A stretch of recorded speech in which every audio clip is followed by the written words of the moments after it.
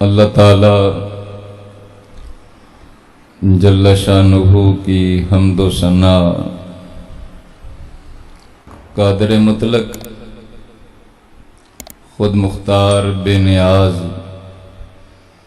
تمام جہانوں کا خالق و مالک اللہ رب العالمین جل مجدہ الکریم، جس کی ذات، صفات اور عبادت میں کوئی اس کا شریک نہیں، اور اللہ کریم جل شانہ جسم، مکان، زمانہ، جہت سے پاک ذات ہے۔ نبی پاک صاحب الاولاق سید الانبیاء، مولا کل، دانائے سبل، ختم الرسل، حضور پر نور، شافع یوم النشور، ہم اہل سنت کے دلوں کے سرور، نور مجسم، شفیع معظم، رحمت کائنات، روح و جان کائنات، باعث تخلیق کائنات، امام الانبیاء، محبوب خدا، میرے اور آپ سب کے آقا و مولا، شب اسرا کے دولہ، مالک حرد و سرا، احمد مجتبی، حضرت محمد مصطفیٰ صلی اللہ تعالی علیہ وسلم کی بارگاہ اقدس و انور میں صلاۃ و سلام کا ہدیہ نذرانہ عقیدت پیش کرنے کے بعد اللہ تعالی جل شانہ کا بے حد و حساب شکر اور اس کا احسان کہ جس نے ہمیں اپنے پیارے محبوب کریم صلی اللہ تعالی علیہ وسلم کہ صدقہ وسیلہ جلیلہ سے ہمیں مذہب حق اہل سنت و جماعت عطا فرمایا۔ دعا کرتے ہیں اللہ کریم محبوب کریم علیہ السلام کہ صدقہ وسیلہ جلیلہ سے اسی مذہب حق اہل سنت و جماعت پر ہمیں زندگی، اسی پر موت عطا فرمائے۔ احباب گرامی قدر، اگست کی آج 12 تاریخ ہے۔ 14 تاریخ کو ہمارے اس ملک کی یادگار منائی جاتی ہے جشن آزادی کے طور پر۔ بلا تفریق لوگ اس میں حصہ لیتے ہیں، کچھ تو بظاہر ڈونگر چاہتے ہیں، اور کچھ جو ہمارے سادہ لوگ ہوتے ہیں وہ تو اپنے ذوق اور جذبے کے ساتھ، اپنے اس ملک کے ساتھ محبت اور پیار اور اپنے بڑوں کی یادگار میں جشن آزادی مناتے ہیں۔ ضمناً میں یہ بات یہاں پہ یہ بھی کہنا چاہتا ہوں، وہی لوگ جو نبی کریم علیہ السلام کا جشن منانا نجائز کہتے ہیں، بدعت کہتے ہیں، وہی جشن آزادی مناتے ہوئے بھی آپ کو نظر آئیں گے۔ کبھی کسی مولوی، نمام مولوی کی آپ کو تقریر ایسی نہیں ملے گی جس میں کہا ہو کہ جشن آزادی بنانا بدعت ہے۔ یہ سوچنے کی بات ہے۔ کبھی کسی مولوی، نمام مولوی کی یہ تقریر آپ کو کہیں سے نہیں ملے گی کہ جشن آزادی منانا بدعت ہے، مگر آپ کو ایسے لوگوں کی ہزاروں تقریریں مل جائیں گی، ہزاروں کتابیں مل جائیں گی کہ جن میں ہوگا کہ نبی پاک کا میلاد منانا بدعت ہے۔ سوچنے کی بات یہ ہے کہ پاکستان کا یوم رسول اللہ کے یوم سے بھی بڑھ کر ہے۔ جس پاکستان کو اسلام کے رسول اللہ کے نام پر حاصل کیا گیا، اس کا یوم تو منانا جائز ہے، اور جو اس کی بنیاد ہے، اس کی بنیاد میں جس کا نام انور و اقدس ہے، ان کا جشن منانا حرام ہے، نجائز ہے، بدعت ہے، یہ وہ وغیرہ، نعوذ باللہ من ذالک۔ تو یہ ان لوگوں کی رسول اکرم صلی اللہ علیہ وسلم سے دشمنی کا اندازہ آپ اسی بات سے لگا سکتے ہیں۔ لمبی چوڑی تقریر کی تو حاجت ہی نہیں ہے۔ بہرحال حضرات، 14 اگست کو چونکہ جشن آزادی ہے، اور ویسے بھی بدقسمتی سے ہماری قوم کی بھول کا اندازہ آپ اس بات سے بھی لگا لیں، ہماری اکثریت کو یہ تو پتہ ہے کہ انگریزی مہینہ کون سا تھا، تاریخ کون سی تھی، مگر ہماری اکثریت کو یہ بالکل پتہ نہیں ہوگا کہ ہمارا جو اسلامی سال اور اسلامی مہینہ اور اسلامی تاریخ کیا تھی. پاکستان کس لیے حاصل کیا تھا؟ اسی لیے کہ ہم اسلام کے معاملات کو پس پشت ڈال دیں. یہ ہماری لمحہ فکریہ ہے. انگریزی تاریخ تو 14 اگست تھی، اور جس دن پاکستان اللہ تعالیٰ جل شانہ نے میں عطا کیا تھا وہ شب قدر کی مبارک رات تھی، یعنی رمضان المبارک کی 27ویں رات تھی. احباب گرامی قدر، میں نے مناسب جانا کہ آج پاکستان کی تحریک اور اس کے پس منظر کے حوالے سے چند ایک باتیں آپ کے گوش گزار کروں. احباب گرامی قدر، بر صغیر پاک و ہند میں اسلام کئی صدیوں پہلے جلوہ فرما ہوا، اور بر صغیر پاک و ہند میں ہی نہیں بلکہ پوری دنیا میں صحابہ کرام کی نیابت سے دین پھیلا ہے، دین اسلام پھیلا ہے تو اولیاء کرام کے دم قدم سے پھیلا ہے. پوری دنیا کی تاریخ کو آپ ٹٹول کر دیکھ لیں کہ پوری دنیا میں بالخصوص ہندوستان پاک و ہند میں اولیاء کرام علیہم الرضوان کی جلوہ گری سے اس کفرستان میں اسلام کا ڈنکا بجا. اور پھر وہ وقت بھی آیا کہ مسلمان 1000 سال تک فاتح بن کر اس ملک پر حکمران رہے.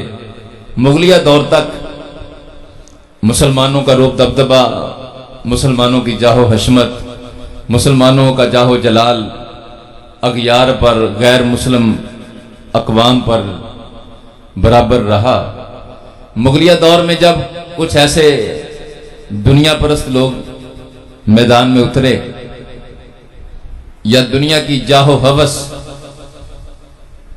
کے حاملین میدان میں اترے، تو پھر کیا ہوتا ہے کہ اکبر بادشاہ جب سلطنت کے ڈور سنبھالتا ہے تو بعض دین دشمن عناصر کے ساتھ اس کا رابطہ ہوتا ہے.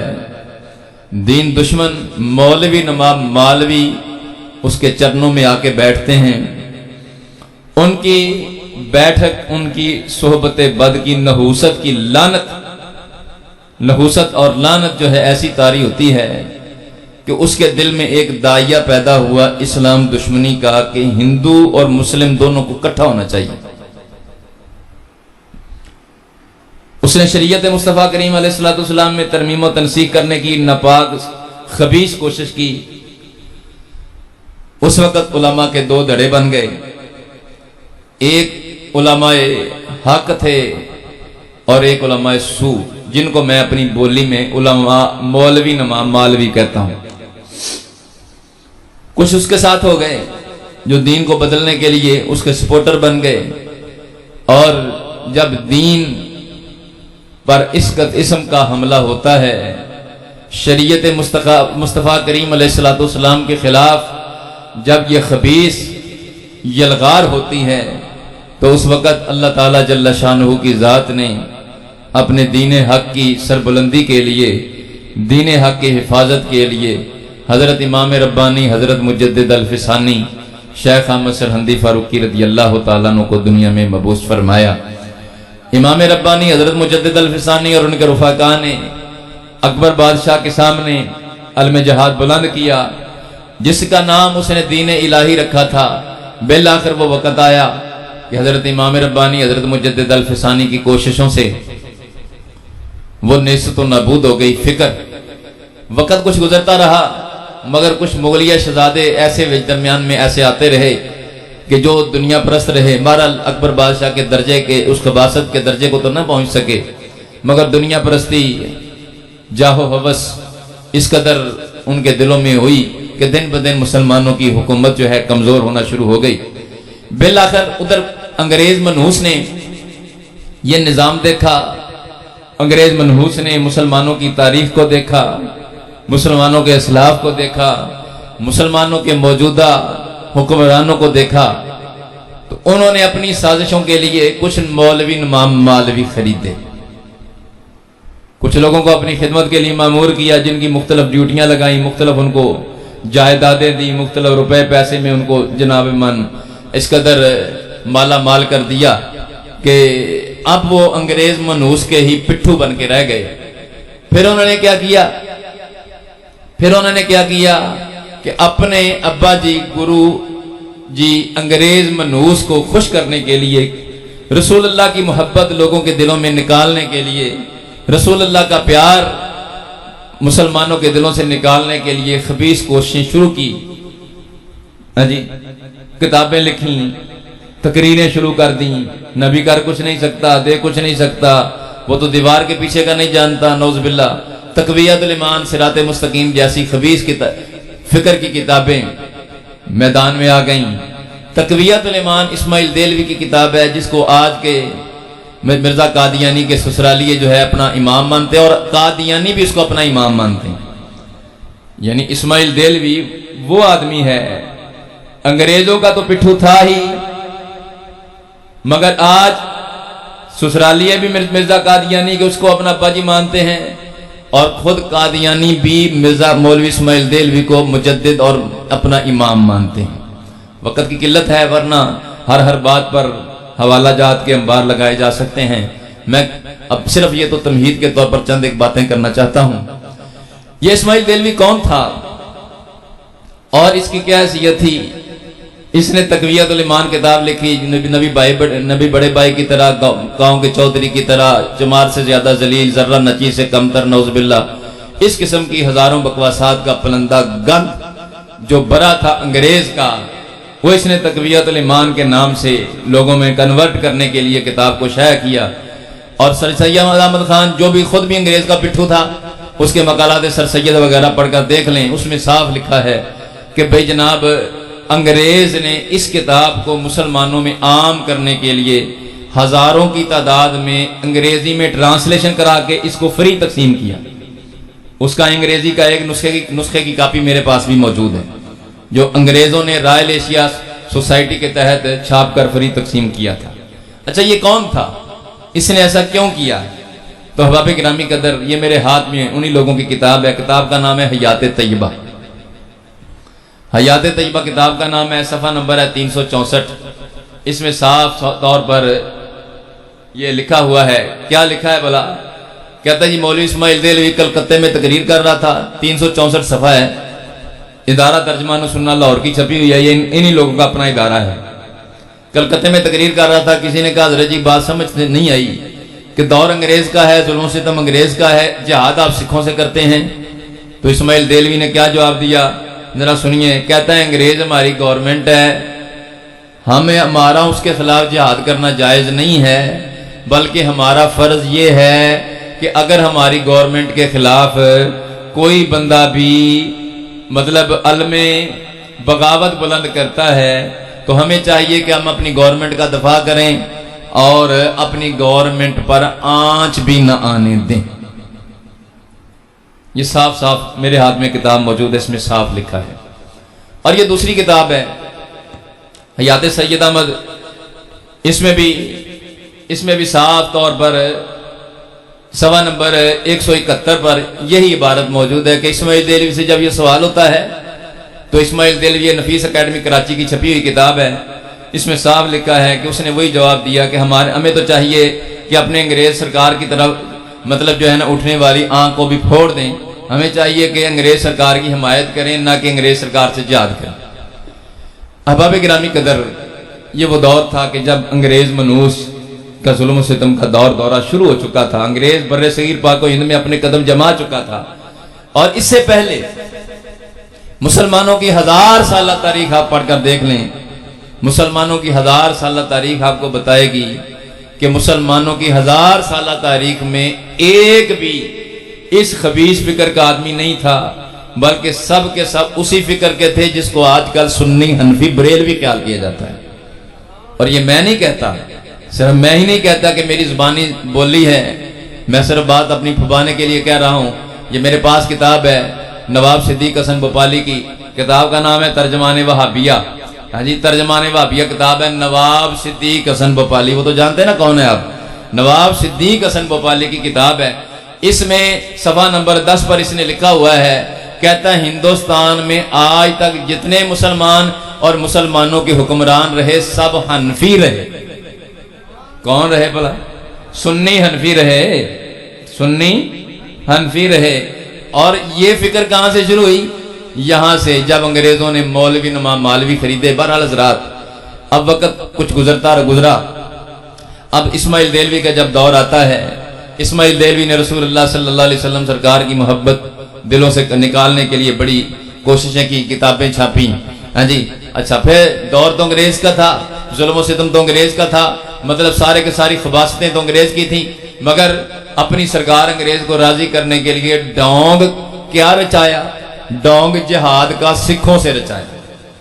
اور مودودی جیسا آدمی، اس کا اپنا ہم نوا ہو کر، اس کی مانوی ذریت ہو کر، وہ بھی کہنے پر مجبور ہے۔ تجدید و احیاء دین اس کی کتاب ہے، اس میں صاف لکھتا ہے، مودودی نے لکھا ہے، کہتا سمجھ سے بالا تر ہے، ہمارے بزرگوں کو یہ کیوں نہیں سمجھ آئی کہ دور انگریز کا ہے، جہاد وہ سکھوں سے کر رہے ہیں۔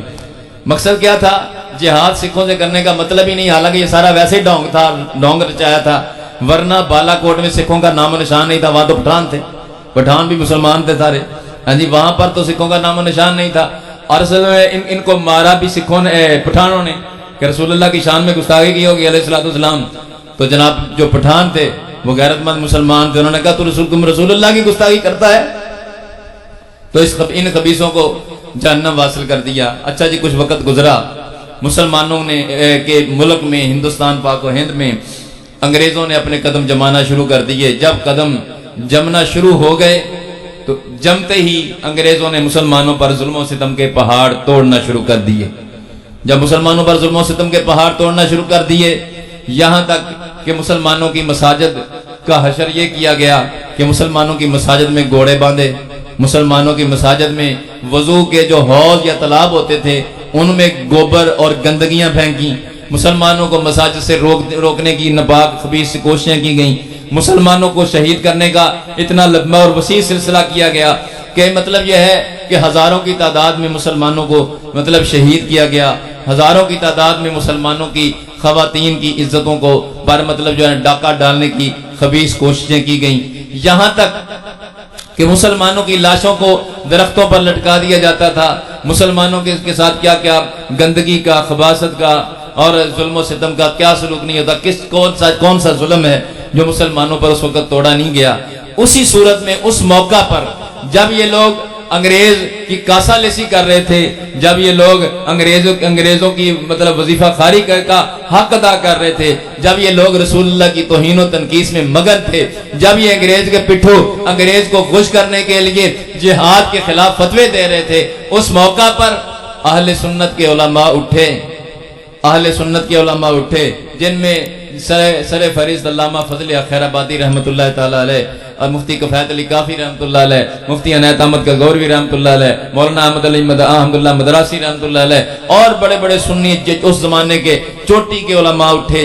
1857 کی جو جنگ آزادی ہے، 1857 کی جو جنگ آزادی ہے، اس موقع پر یہ جنگ آزادی، یہ جہاد کا نظام بنا کیسے کہ علامہ فضل خیر آبادی رحمۃ اللہ علیہ نے دلی کی جامع مسجد میں مطلب جو ہے نا فتویٰ دیا کہ انگریزوں کے خلاف جہاد کرنا فرض ہے۔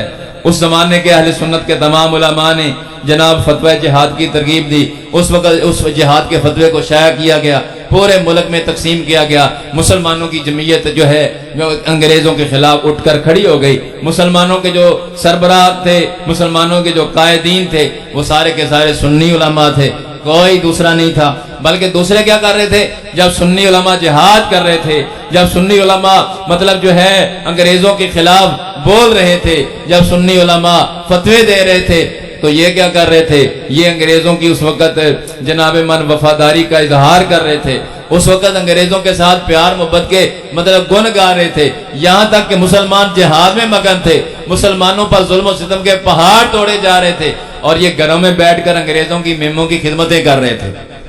جس شخص نے مرزا قادیانی کا نکاح پڑھایا اس کا نام ہے مولوی نذیر حسین دہلوی، جس کو یہ لوگ شیخ الکل کہتے ہیں۔ لو جی، اس کے حوالے سے یہ میرے پاس کتاب صاحب موجود ہے، کتاب کا نام ہے الحیات بعد الممات، کتاب کا نام الحیات بعد الممات ہے، صفحہ نمبر ہے اس کا 76۔ اس میں یہ سانگلے کی چھپی ہوئی کتاب ہے، سانگلہ ہل کی اور ان کی اپنی مسجد سے چھپی ہوئی کتاب ہے۔ اس میں صاف لکھا ہے کہ اپنے شیخ القول صاحب کے بارے میں کہتے ہیں، مولوی نذیر حسین دہلوی کے بارے میں، گورنمنٹ انگلیشیا کے ساتھ وفاداری، گورنمنٹ انگلیشیا یعنی انگریزی گورنمنٹ کے ساتھ وفاداری۔ وفاداری کا کیا ثبوت دیا؟ یہاں تک کہتا ہے یہ مولوی صاحب حج کے لیے گئے تو ڈپٹی کمشنر نے رکا لکھ کے دیا وہاں اپنے سفیر کے نام کہ یہ مولوی صاحب ہماری انگریز گورنمنٹ کے وفادار ہیں، ہماری انگریز گورنمنٹ کے کیا ہیں؟ وفادار ہیں۔ اور پھر یہ تو ایسے ہیں کہ 1857 کی جنگ آزادی میں انہوں نے اپنی نمک حلالی کا حق ادا کر دیا انگریز گورنمنٹ کے ساتھ، اور انگریزوں کی ایک عورتوں کو اور بچوں کو انہوں نے اپنے ہاں پناہ دی ہے۔ مسلمانوں کے جو مسلمان باغی جو تھے ان سے بچانے کے لیے انگریز میم کی مطلب 3 مہینے یا کتنے مہینے خدمت کر کے ان کو جناب باحفاظت ہمارے پاس پہنچانے والی یہ ہستی ہے۔ اور حضرات محترم یہ دوسری کتاب ہی میرے پاس، یہ تازہ ہی ابھی ان لوگوں نے چھاپی ہے، تو بڑا پرانی کتاب ہے، مجموعہ رسائل کتاب کا نام ہے، اور اس کتاب عبداللہ غازی پوری کے رائٹر کا نام ان کا بڑا چوٹی کا عالم ہوا ہے۔ اس کا صفحہ نمبر 170-171 ہے۔ اس میں صاف لکھا ہے، کہتا ہے کہ جناب ڈپٹی کمشنر نے لکھ کر دیا کہ مشکل وقتوں میں یہ مولوی نذیر حسین دہلوی اپنی نمک حلالی گورنمنٹ پر ثابت کی ہے، انہوں نے یہ صاف لفظ لکھے ہوئے ہیں، اور جناب ہر مشکل موڑ پر گورنمنٹ انگلیشیا کی خیر خواہی کرتے رہے ہیں۔ یہی تو وہ ہے کہ جنہوں نے جہاد کے خلاف فتویٰ دیے، یہ صاف باتیں اس میں لکھی ہوئی ہیں۔ بہرحال حضرات محترم، میں صرف آپ کو یہ صرف ٹچ دے کر آگے جانا چاہتا ہوں، تحریک پاکستان کے حوالے سے چند ایک باتیں آپ کے گوش گزار کرنا چاہتا ہوں کہ آج ہمارے ساتھ فراڈ کیا ہوا، دھوکہ کیا ہوا کہ ہمارے اکابر جنہوں نے اس وقت قربانیاں دی تھیں، ہمارے اکابر جنہوں نے اس وقت جیلوں کی قیدوں کو سہا، سزائے موت پھانسیوں کی سزاؤں کو سہا، آج ان کا سارے کا سارا ذکر جو ہے ان لوگوں نے تاریخ کے ساتھ بددیانتی کرتے ہوئے سارے کا سارا غائب کر دیا۔ اور ظلم کی بات یہ ہے آج اس میں ہم بھی برابر کے مجرم ہیں، ہمارے جو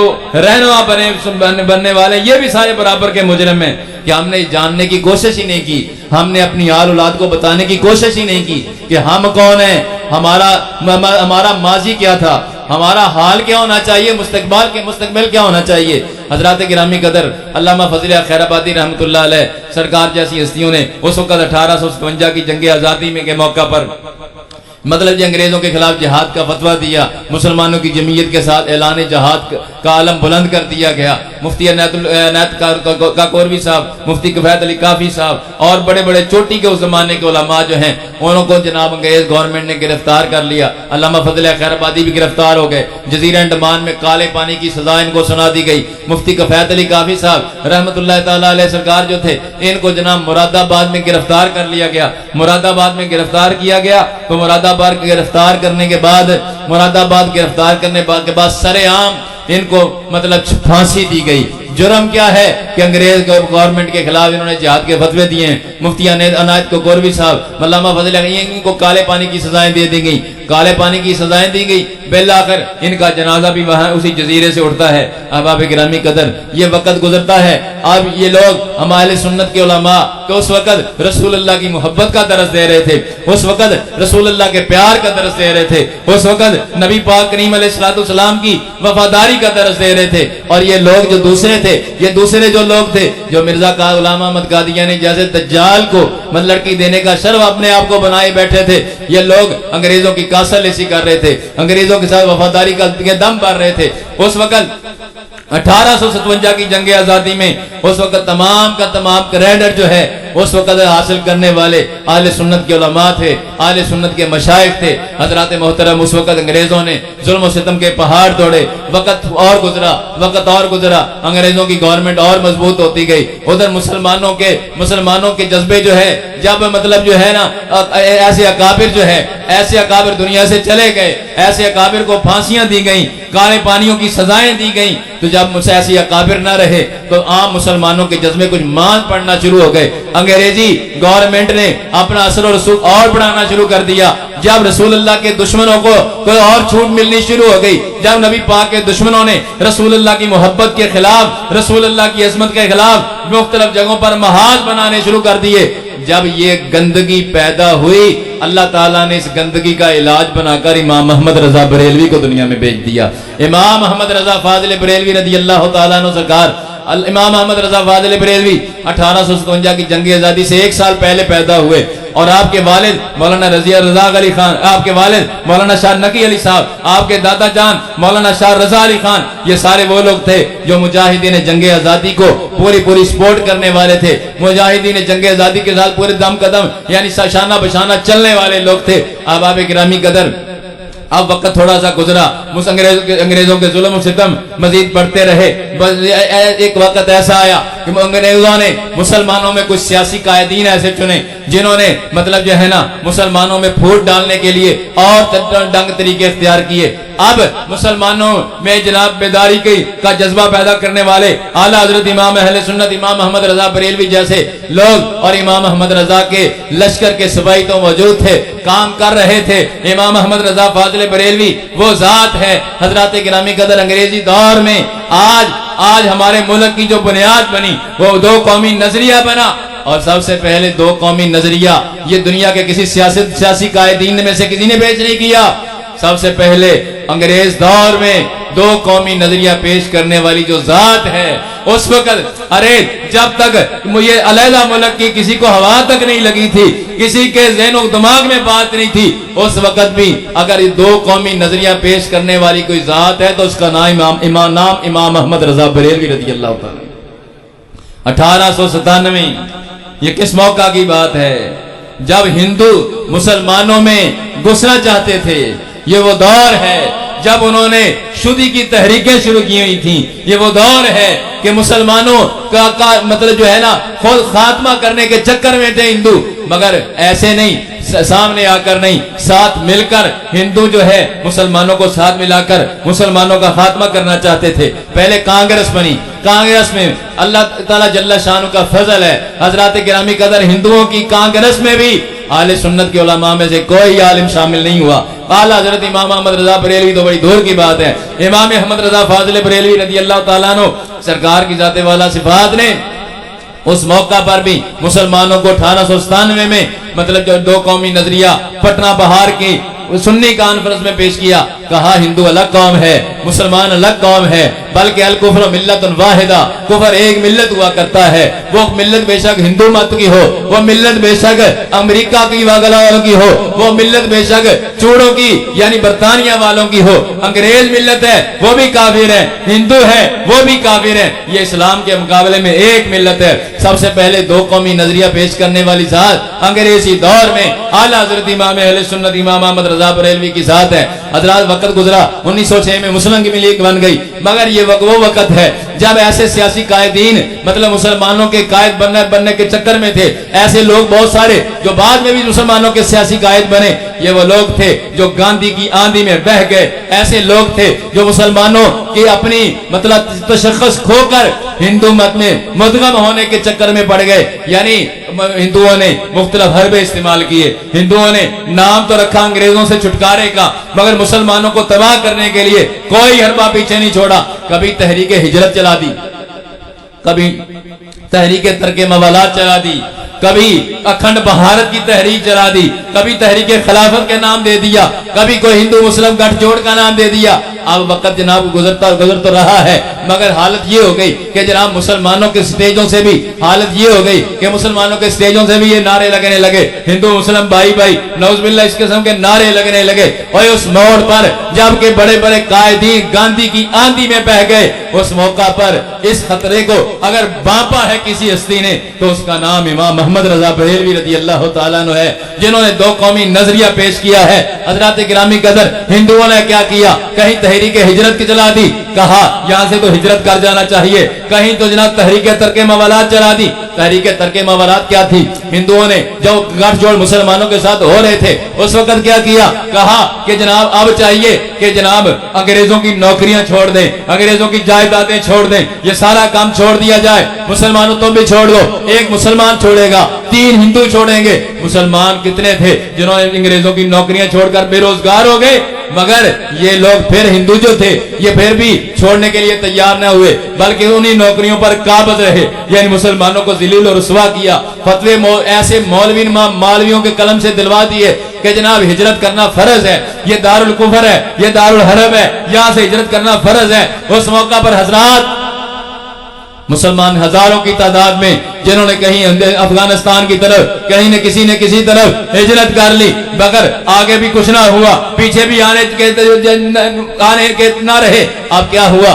مسلمان ذلت و رسوائی میں پسنے لگے۔ حضرات گرامی قدر بالآخر مسلمانوں کے یہ مطلب مسلمانوں میں یہ ایک جذبہ بیدار ہوا۔ یہ بیدار کرنے والی ہستی کون ہے؟ اس کا نام امام محمد رضا فاضل بریلوی ہے۔ ارے جب اقبال جیسے جناح جیسے لوگوں کے وام و گمان میں پاکستان نہیں تھا، اس وقت بھی اعلیٰ حضرت فاضل بریلوی، امام محمد رضا فاضل بریلوی رضی اللہ تعالیٰ عنہ کے خلیفہ حضرت مولانا صدر اللہ فاضل سید محمد نعیم الدین مراد آبادی رحمت اللہ علیہ نے آل انڈیا سنی کانفرنس جو ہے 1925 میں مراد آباد میں کی ہے۔ اس وقت وہاں پاکستان کا نظریہ پیش کیا کہ مسلمانوں کا الگ ایک ملک ہونا چاہیے۔ الہ آباد کے مقام پر 1930 میں نظریہ پیش کیا گیا، مگر 5 سال پہلے امام محمد رضا فاضل بریلوی کے شاگرد ہزاروں کی تعداد میں علماء مشائخ جمع ہوئے مراد آباد میں، جنہوں نے یہ نظریہ پیش کیا ہے۔ پورے ملک میں یہ تحریکیں شروع ہو گئیں۔ حضرات گرامی قدر آپ ساری تاریخ کو پڑھ کر دیکھ لیں، ظلم اور بددیانتی یہی ہوئی ہے کہ حضرات جو لوگ پاکستان بنانے والے تھے، جو لوگ پاکستان کا کام کرنے والے تھے، جو لوگ پاکستان کی خاطر جانیں دینے والے تھے، ان کا نام نکال دیا، ان سب کا نام نکال دیا، اور جو انگریزوں پر جانیں لٹانے والے تھے ان کو ہیرو بنا کر پیش کر دیا گیا۔ سنیے اور غور کیجئے، آج یہ لمحہ فکریہ ہے۔ آج ہمیں یہ سوچنا چاہیے، آج تک اسکولوں کالجوں میں ہمارے بچوں کو جو کچھ پڑھایا گیا ہے وہ کیا ہے؟ آج جو کچھ ہمیں بتایا گیا ہے وہ کیا ہے؟ رشید احمد گنگوئی کے حوالے سے یہ میرے پاس کتاب ہے، کتاب کا نام تذکرۃ الرشید ہے۔ یہ صاف لکھا ہے، یہ صاف تذکرۃ الرشید ہے، اس کی عاشق الہی میٹھی کی کتاب ہے۔ قاسم نانوتوی رشید گنگوئی دونوں کے بارے میں لکھا ہے، حضرات صفحہ نمبر 79 ہے، لکھا ہے یہ دونوں حضرات اپنی عادل گورنمنٹ کے ہمیشہ وفادار رہے۔ رشید گنگوئی پر کسی نے الزام لگا دیا گورنمنٹ کے سامنے کہ یہ تو تمہارا غدار ہے۔ اب جب رشید گنگوئی تک بات پہنچتی ہے صفحہ نمبر 80 میں یہ صاف لکھا ہے، کہتا ہے سرکار میری مالک ہے، جھوٹے الزام سے میرا بال بھی بھیگا نہ ہوگا، سرکار میری مالک ہے، یعنی رسول اللہ کو مالک کہنا تو شرک ہے، مگر انگریز ان کا مالک ہے، یہ ان لوگوں کی فکر ہے۔ حضرات گرامی قدر اور اسی کتاب میں اپنے انگریز گورنمنٹ کو رحم دل گورنمنٹ قرار دیا ہے، اور انگریز جو تھے ان کی دعوتیں کر رہے تھے۔ یہ میرے پاس ابو الحسن ندوی کی کتاب ہے، 217 صفحہ جلد 1 ہے، سیرت سید احمد ہے۔ اس وقت سید احمد اسماعیل کی دعوتیں کرنے والے کون تھے؟ ارے اس کی مدد کرنے والے کون تھے؟ یہ حسین مدنی کی کتاب ہے، نقش یاد۔ حضرات اس میں صاف لکھا ہوا ہے کہ اس وقت 419 صفحہ ہے، اس میں لکھا ہوا ہے کہ انگریز ان لوگوں کی دعوتیں کرتے تھے، انگریز ان کو کھانے کھلاتے تھے، اور یہ صاف لکھا ہوا ہے حضرات افادات و ملفوظات میں کہ اسی ان لوگوں کے لشکروں کی جو سکھوں کے سکھوں کا ڈونگ جہاد کر چاہتے تھے، ان کی انگریز گورنمنٹ جو ہے وظیفے دیتے تھے، انگریز گورنمنٹ ان کی مدد کرتی تھی۔ اور حضرات ان لوگوں کے مدرسوں کے دورے کیے، انگریز گورنمنٹ نے دورے کیے، اور یہ میرے ہاتھ میں کتاب ہے، مولانا حسن نانوتوی کتاب کا نام ہے، صفحہ 217 ہے۔ انگریز کا جاسوس، انگریزوں کا ایک افسر آتا ہے دیوبند کے مدرسے کا دورہ کرتا ہے، کہتا ہے یہ مدرسہ خلاف سرکار نہیں بلکہ معاون سرکار ہے، موافق سرکار ہے، صفحہ 217 ہے۔ حضرات محترم اور کتنی کتابیں پیش کی جا سکتی ہیں۔ آج جو پاکستان کے بام میں چچے بنے ہوئے ہیں یہی وہ لوگ تھے جو پاکستان کے دشمن تھے۔ یہ میرے ہاتھ میں ترجمان القرآن رسالہ ہے، نومبر 1963 ہے، مودودی کا رسالہ ہے، صاف لکھا ہے کہ تقسیم پاکستان کے معاملے میں ہم علیحدہ رہے ہیں، اور اس کے تحریک آزادی ہند اور مسلمان میں پاکستان کو ناپاکستان کہا ہے۔ ترجمان القرآن کے ایک اور شمارے میں کہا پاکستان کی حمایت میں میں نے ایک جملہ بھی نہیں بولا ہو تو مجھے بتاؤ میں نے کہاں بولا ہے۔ یہ وہ لوگ تھے جو پاکستان کے ساتھ دشمنیاں کرنے والے لوگ تھے، اور یہ ظفر علی خان کی کتاب ہے چمنستان میں یہ صاف ان لوگوں کے فتوے اس نے درج کیے ہیں، سنو اور غور کرو۔ کہا اس موقع پر یہی لوگ تھے جو فتوی نام لکھے ہوئے ہیں۔ میں وقت کی بھی قلت اور صرف اپنے خاص انداز کے اعتبار سے یہ بات کہنا چاہتا ہوں، صرف آپ کو بتانا چاہتا ہوں ہمارے ساتھ دجل اور دھوکہ کیا ہوا ہے، فرار، تاریخ کی بددیانتی کیا ہوئی ہے۔ یہ نام بھی سارے لکھے ہوئے ہیں کہ جناب ان لوگوں نے اس موقع پر فتوے دیے کہ مسلم لیگ کو ووٹ دینے والے سارے سور ہیں، مگر سنی علماء تھے۔ ارے پیر جماعت علی شاہ صاحب محدث علی پوری تھے، مفتی اعظم ہند مولانا شاہ مصطفیٰ رضا اعلیٰ کے شہزادے تھے، حجت الاسلام مولانا شاہ حامد رضا تھے، صدر الشریعہ مولانا امجد علی اعظمی رحمۃ اللہ علیہ تھے، حضرت شاہ عبد العلیم میٹھی رحمۃ اللہ علیہ تھے، مفتی برہان اللہ جبل پوری رحمۃ اللہ علیہ تھے، ارے مولانا سلیمان اشرف بہاری رحمۃ اللہ، ارے کتنے سنی علماء تھے۔ آل انڈیا سنی بنارس کانفرنس 1946 میں بھی اس موقع پر بھی آل انڈیا سنی بنارس کانفرنس ہوئی، 500 شیخ جمع ہوئے، 7000 علماء جمع ہوئے، لاکھوں سنی عوام جمع ہوئے، جنہوں نے پاکستان کے مطالبے کی حمایت کی۔ مختلف شہروں میں، مختلف صوبوں میں یہ سنی کانفرنسیں ہوئیں، سنی علماء جمع ہوتے رہے، پاکستان کے مطالبے کی حمایت کرتے رہے، پاکستان کی خاطر جانے دینے والے اور ہمارے اکابر تھے۔ یہ سنو اور غور کرو، اس موقع پر یہ لوگ فتوے دیتے تھے۔ یہ چمنستان ہے، سوا 165 ہے، صاف لکھا ہے کہ اس وقت حبیب الرحمن لدھیانوی نے فتویٰ دیا کہ مسلم لیگ کو ووٹ دینے والے سور ہیں، اور ساتھ یہ کہا کہ جناب وغیرہ جیسے تو ہزاروں گاندھی یا نہرو کی جوتی پر قربان کیے جا سکتے ہیں۔ یہ کتاب اردو زبان میں کتابیں ہیں، یہ صاف لکھا ہوا ہے۔ حضرات محترم اور سنیے اور غور کیجئے، بلکہ اور سنیے، یہ میرے پاس کتاب ہے، یہ گورنمنٹ کا ریکارڈ ہے، رپورٹ تحقیقاتی عدالت 1953 کے فسادات کے اعتبار سے یہ کورٹ کی کتاب ہے، گورنمنٹ پنجاب گورنمنٹ کی کتاب ہے، اس کا صفحہ نمبر 276 ہے۔ سنو، عطا اللہ شاہ بخاری نے تقریر کرتے ہوئے تحریک پاکستان کے دنوں میں کیا کہا؟ پسرور کے علاقے میں تقریر کر رہا ہے، کہتا کسی ماں نے ایسا کوئی بیٹا نہیں جنم دیا جو پاکستان تو دور کی بات ہے پاکستان کی پے بھی بنا سکے۔ یہ بیانات سارے اس کتاب میں لکھے ہوئے ہیں 276-70 صفحے پر کہ ان لوگوں نے پاکستان کو خاکستان کہا، ان لوگوں نے پاکستان کو پلیدستان کہا، ان لوگوں نے پاکستان کو بازاری عورت رہا، ان لوگوں نے پاکستان کو ایک خونخوار سانپ کہا۔ حضرات یہ میرے پاس اصل کتاب اردو میں بھی ہے، انگریزی میں بھی چھپی ہوئی کتاب موجود ہے، اور یہ ایک اور کتاب ہے، کتاب کا نام ہے تحریک پاکستان اور نیشنلسٹ علماء۔ ان ساری کتابوں میں بھی یہ ساری باتیں موجود ہیں۔ اس وقت جب یہ لوگ پاکستان کی مخالفت کر رہے تھے، حضرات کانگریس کی سپورٹیں کر رہے تھے، یہ قصوری خاندان کتاب ہے، عبد القادر قصوری یہ پکا کانگریسی لوگ تھے، یہ وہی لوگ ہیں جو آج پاکستان کے حوالے سے ہمیں سکھانا چاہتے ہیں کہ پاکستان ہم نے بنایا ہے۔ حضرات گرامی قدر، عبد القادر قصوری، محی الدین لکھوی وغیرہ یہ سارے کے سارے کانگریسی لوگ تھے، ساری زندگی کانگریس کے ساتھ وابستہ رہے۔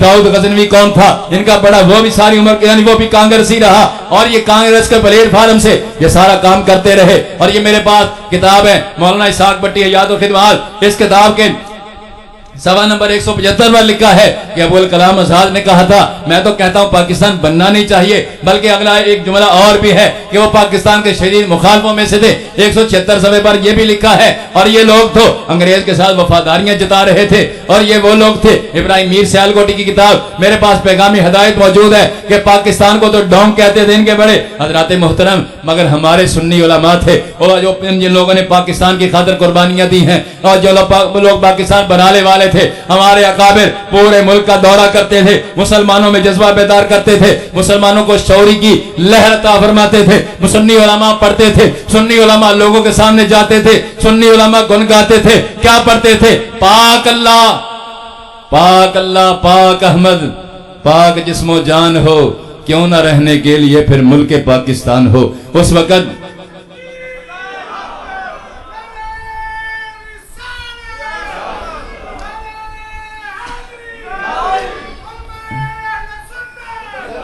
احباب گرامی قدر، پاکستان کی تحریک میں اہل سنت کے علماء پیش رہے. ایک آدھ آدمی اگر ان میں سے کوئی آیا, وہ بھی آخر میں آیا کہ پاکستان بن جائے گا, کالک ہمارے منہ پہ لگ جائے گی, ورنہ پاکستان کے سارے لوگ مخالف رہے, انگریزوں کے پٹھو رہے, انگریز ہندوؤں کے پٹھو رہے, ہندوؤں اور انگریزوں کے ساتھ مل جل کر ان کی تعریفیں حتیٰ کہ اپنے ممبروں پر بٹھا کر اور نیوی جیسے خبیثوں کو تقریریں کرواتے رہے. حضرات محترم, مگر سنی علماء تھے جنہوں نے پاکستان کے لیے کوششیں کی. حضرت پیر جماعت علی شاہ صاحب محدث علی پوری کتنا سونا اکٹھا کر کے مسلم لیگ کے لیے, تحریک پاکستان کے کاموں کے لیے دیا, اعلان کر دیا. سال انڈیا سنی بنارس کانفرنس میں اعلان کیا گیا, جناب صاحب اگر پیچھے بھی ہٹ جائیں ہم دستبردار کسی صورت میں نہیں ہوں گے. پورے پاکستان, پورے ملک میں طوفانی دورے کیے سنی علماء نے پاکستان کے لیے.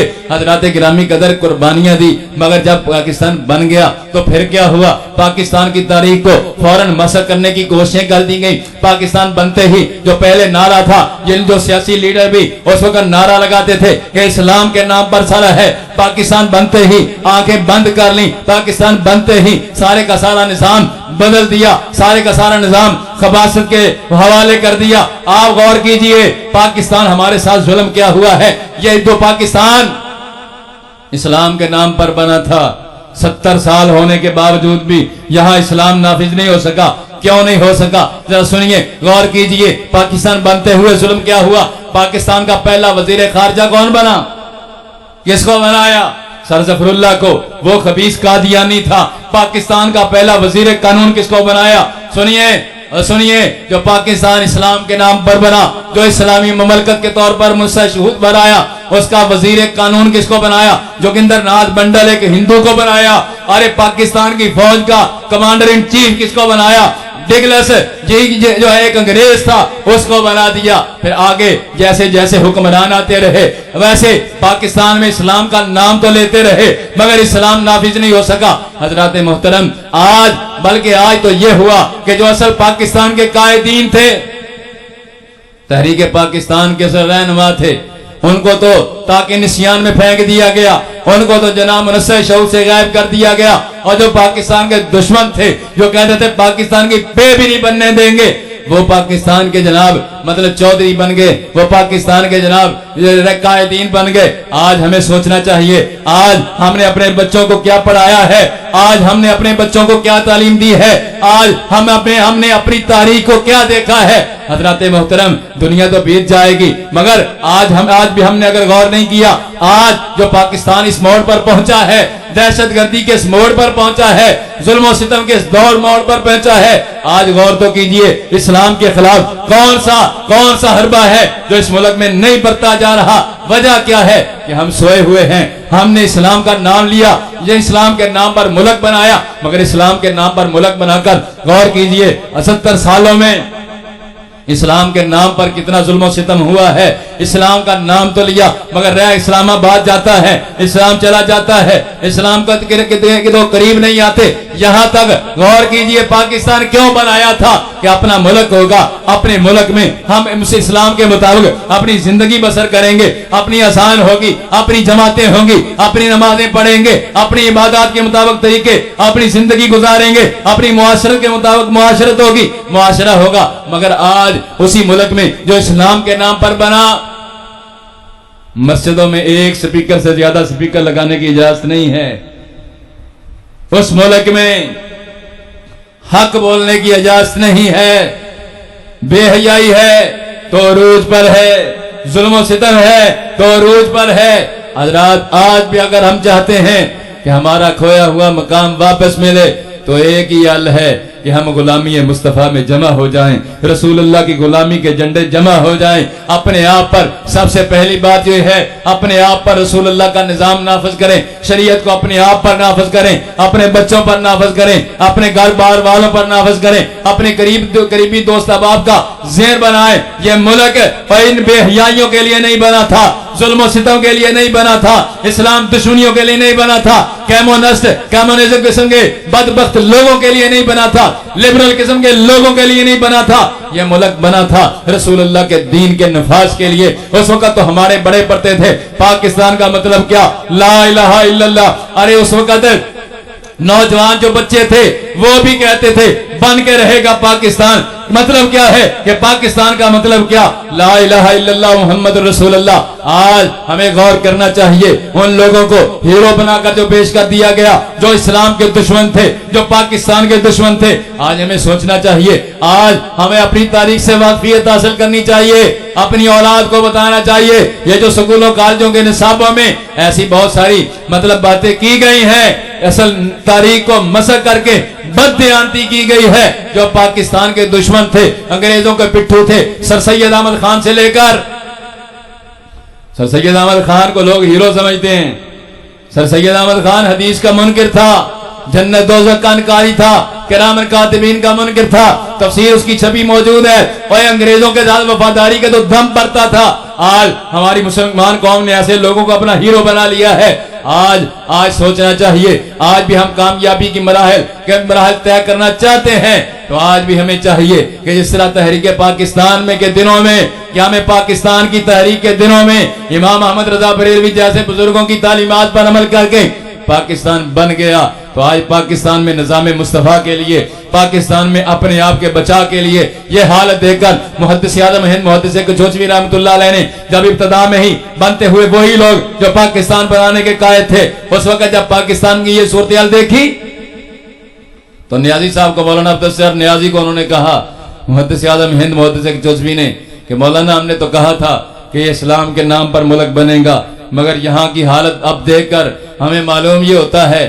وہ ہندوستان کچھوچا شیخ کے رہنے والے تھے، کہنے لگے کہ یہاں ہماری جان کو خطرہ ہے اور پاکستان میں رہنے والے مسلمانوں کے ایمان کا خطرہ ہے، اس لیے کہ یہ کمیونسٹ قسم کے لوگ جو ہیں، دہریہ قسم کے جو لوگ ہیں، لبرل اپنے دین بنانے والے، اپنے آپ کو ظاہر کرنے والے جو لوگ ہیں، یہ سارے دین کے دشمن ہیں. حضرات آج بھی سوچنے کی ضرورت ہے. آج ویسی کسی سیاسی پارٹی کی بات نہیں کرتا، کسی اور کی بات، میں تو صرف یہ کہتا ہوں اتنا دیکھ لو یہ اسلام کے ساتھ کتنے مخلص ہیں. کون ہے مخلص ہے؟ ووٹ دیتے ہو، یہ نہ دیکھو کہ میرا جناب چولہا صحیح ہوتا ہے کہ نہیں ہوتا، یہ نہ دیکھو میرے محلے کی گئی صحیح ہوتی ہے کہ نہیں ہوتی. اور خدا کے لیے اتنا تو دیکھو کہ اس کا اسلام کے ساتھ کیا تعلق ہے، رسول اللہ کے دین کے ساتھ کیا تعلق ہے.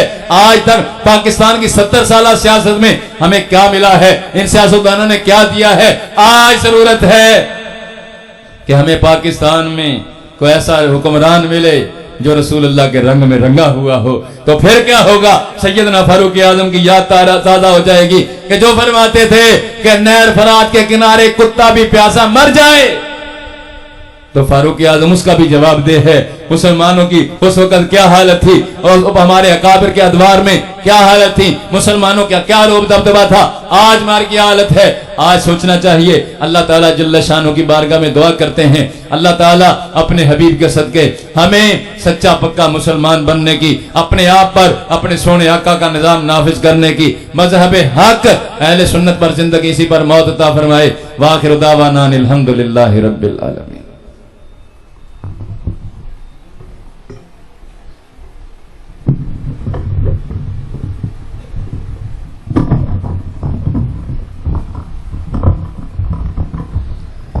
صفیں درست کر لیں بھائی، صفوں میں خالی جگہ نہیں ہونی چاہیے. صفیں درست کر لیں، تحیات کی شکل میں بیٹھ جائیں. آگے آگے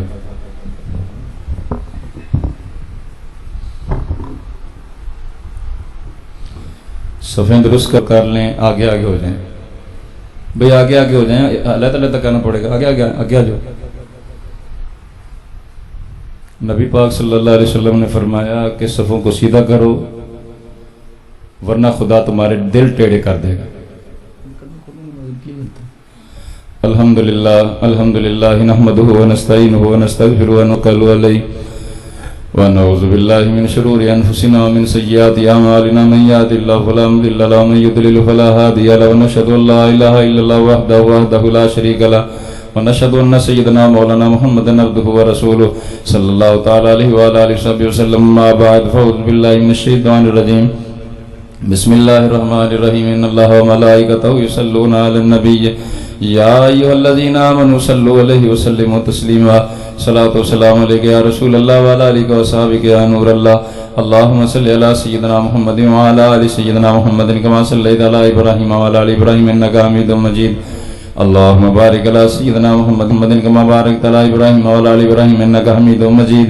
اللهم صل على سيدنا مولانا محمد وعلى آل سيدنا مولانا محمد وصحاب سيدنا مولانا محمد وازواج سيدنا مولانا محمد وآباء سيدنا مولانا محمد صلى الله تعالى عليه وسلم دافع البلاء والوباء والقحط والمرض والألم. قال الله تبارك وتعالى عز وجل في القرآن المجيد والفرقان الحميد فاذكروني أذكركم واشكروا لي ولا تكفرون. قال رسول الله صلى الله عليه وسلم قال رسول الله صلى الله عليه وسلم من يريد الله بخير يفقهه في الدين وإنما أنا قاسم والله يؤتي كما قال النبي صلى الله تعالى عليه وسلم. بارك الله لنا ولكم في القرآن العظيم ونفعنا وإياكم بالآيات والذكر الحكيم.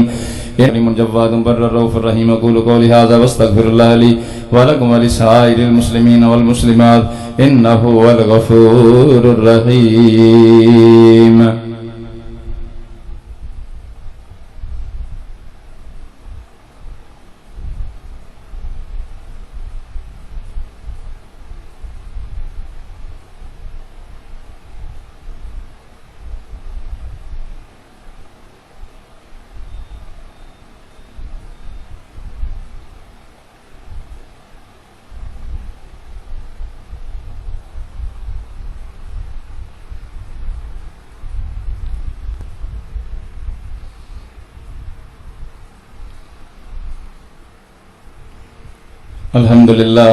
الحمد لله نحمده ونصلي ونسلم على رسوله الكريم. أما بعد فأعوذ بالله من الشيطان الرجيم. بسم الله الرحمن الرحيم. إن الله وملائكته يصلون على النبي يا أيها الذين آمنوا صلوا عليه وسلموا تسليما.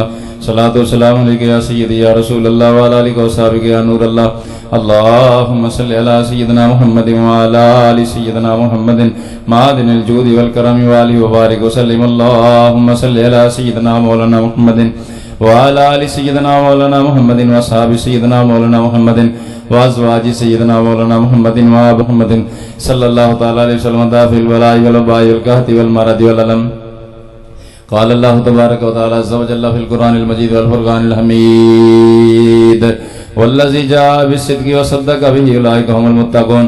قال رسول الله صلى الله عليه وسلم أبو بكر في الجنة وعمر في الجنة وعثمان في الجنة وعلي في الجنة وطلحة في الجنة وزبير في الجنة وعبد الرحمن بن عوف في الجنة وسعد بن أبي وقاص في الجنة وسعد بن أبي وقاص في الجنة وأبو عبيدة بن الجراح في الجنة وسعيد بن زيد في الجنة. وكما قال النبي صلى الله تعالى عليه وسلم قال الجمهور أهل السنة والجميع أهل الإسلام أفضل البشر بعد الأنبياء بالتحقيق أمير المؤمنين أبي بكر الصديق بن أبي قحافة رضي الله تعالى عنهما عادل الأصحاب امام المجاہدین غیظ المنافقین امیر المومنین عمر بن الخطاب رضی اللہ تعالی عنہ کامل الاحیاء والایمان جامع القرآن امیر المومنین عثمان بن عفان رضی اللہ تعالی عنہ اسد اللہ الغالب امام المشارق والمغارب امیر المومنین علی بن ابی طالب رضی اللہ تعالی عنہ سیدۃ النساء فاطمۃ الزہرا رضی اللہ تعالی عنہا وحمزہ رضوان اللہ علیہم اجمعین. عباد اللہ رحمکم اللہ ان اللہ یامر بالعدل والاحسان وایتاء ذی القربی وینہی عن الفحشاء والمنکر والبغی یعظکم لعلکم تذکرون. اذکروا اللہ یذکرکم وادعوہ یستجب لکم ولذکر اللہ تعالی اعلی واولی وجل واتم واعظم اکبر